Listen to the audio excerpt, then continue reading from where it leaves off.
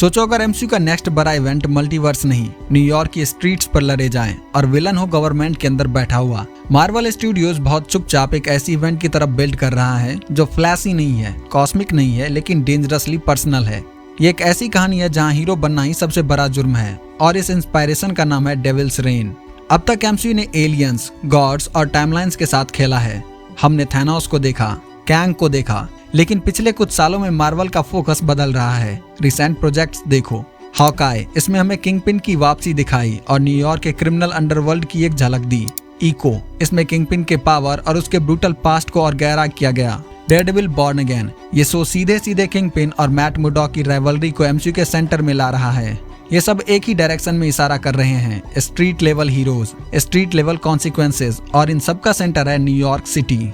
तो आखिर ये डेविल्स रेन है क्या? कॉमिक्स में ये एक बहुत ही ग्राउंडेड और पॉलिटिकल थ्रिलर इवेंट है। कहानी एक सिंपल से आइडिया से शुरू होती है। विल्सन फिस्क यानी किंगपिन अपने क्रिमिनल पास्ट को पीछे छोड़कर पब्लिक का सपोर्ट जीतकर न्यूयॉर्क का मेयर बन जाता है और मेयर बनते ही उसका पहला काम होता है वो एक नया कानून पास करता है जिसके तहत सभी विजिलेंटीज यानी सुपर हीरोज को इलीगल डिक्लेयर कर दिया जाता है। सोचो, डेयरडेविल जो अंधेरे में शहर को बचाता है अब पुलिस से बचकर भाग रहा है। स्पाइडरमैन जो हमेशा से फ्रेंडली नेबरहुड हीरो रहा है अब पब्लिक एनिमी नंबर 1 बन गया है और लॉ कानून खुद विलन बन चुका है। ये फाइट फिस्ट की नहीं, सिस्टम के खिलाफ है। यहाँ हीरो को सिर्फ गुंडों से नहीं, पुलिस और गवर्नमेंट से भी लड़ना पड़ता है। एमसीयू ने इसके लिए जमीन तैयार कर दी है। Kingpin is back. Vincent D Onofrio का किंगपिन वापस आ चुका है और वो पहले से ज्यादा स्मार्ट और पावरफुल है।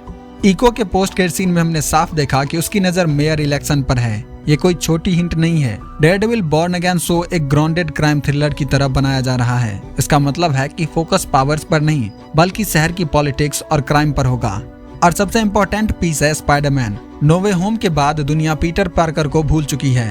वो बिल्कुल अकेला है, ना उसके पास स्टार्क टेक है, ना कोई एवेंजर्स बैकअप। वो एक क्लासिक स्ट्रीट लेवल हीरो बन चुका है, the perfect target for a politician like फिस्क।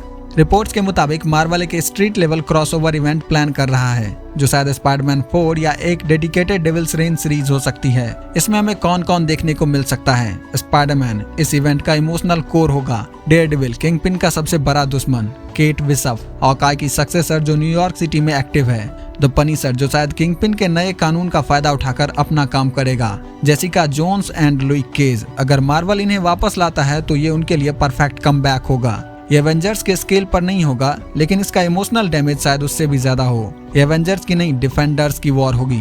Cosmic threats पूरी दुनिया तबाह कर देती है लेकिन स्ट्रीट लेवल स्टोरीज तुम्हारा घर तोड़ देती है। वो रिलेटेबल होती है। डेविल्स रेन का आइडिया सिंपल है, जब कानून ही गलत हो जाए तब हीरो बनना क्राइम बन जाता है।